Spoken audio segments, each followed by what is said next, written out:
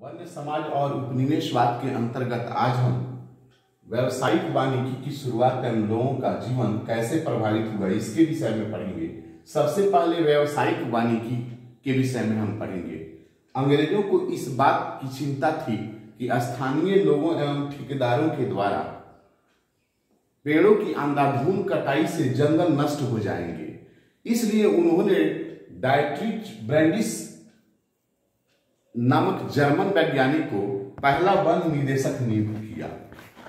उसने महसूस किया कि कानून एवं पाबंदी के द्वारा ही वनों की कटाई रोकी जा सकती है। इस प्रकार ब्रैंडिस ने इसके लिए 1864 ईस्वी में जो है वन सेवा की स्थापना की। 1865 ईस्वी में वन अधिनियम को उसने सूत्रबद्ध किया। फिर 1906 ईस्वी में इंपीरियल फॉरेस्ट रिसर्च इंस्टीट्यूट की स्थापना देहरादून में की गई।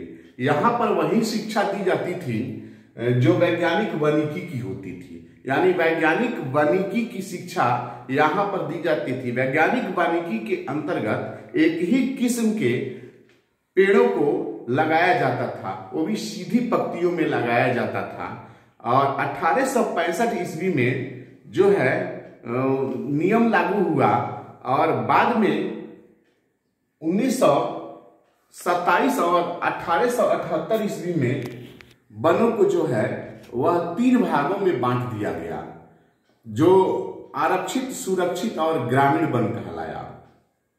इस तरीका से जो है ऊपर के 2 वनों में, आरक्षित और सुरक्षित वनों में प्रवेश बिल्कुल ही निषेध था, और लेकिन ग्रामीण वनों में प्रवेश कुछ शर्तों के आधार पर था, उसके लिए परमिट लेना पड़ता था।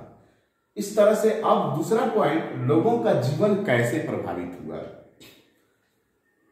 स्थानीय लोगों और वनपालों के बीच जो विचारों में जो काफी अंतर था, क्योंकि स्थानीय लोग चाहते थे कि वनों में पेड़ों का मेल हो जो उनकी आवश्यकताओं की भी पूर्ति कर सके, लेकिन वैज्ञानिक वानिकी के अंतर्गत यह सारी चीजें समाप्त थी। उसमें तो उसी पेड़ों को लगाया जाता था जिसकी जरूरत औपनिवेशिक सरकार को होती थी, जैसे जलयान का निर्माण करना। इसलिए वो सागौन और साल के पेड़ों को लगाया गया, जो सीधी पंक्तियों में इनको लगाया गया। ये मजबूत होते थे, जो औपनिवेशिक आवश्यकता की पूर्ति करते थे। इस तरीका से जो है स्थानीय लोगों का जीवन काफी प्रभावित हुआ।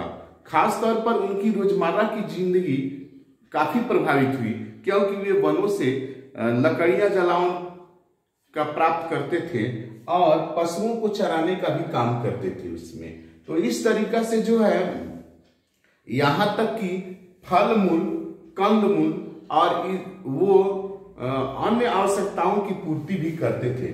जैसे वो वनों से जो है सियादी की लताओं के द्वारा टोकरी का निर्माण करते थे। सियादी की लताओं को प्राप्त करके सेमूर की छाल पर जो कांटेदार होता था उस पर वो सब्जी छीलने का काम करते थे। कुमड़े के खोल में पानी रख करके उस पानी को पीने का काम करते थे।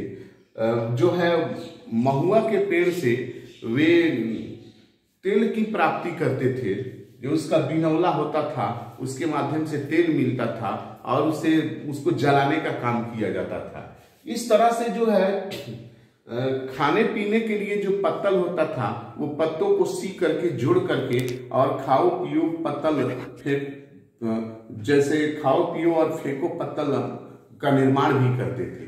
इस तरह से ये सारी चीजों पर वैज्ञानिक वानिकी के लागू हो जाने के फलस्वरूप ये सब चीज प्रभावित हुआ और लोगों की जिंदगी काफी हद तक प्रभावित हुई।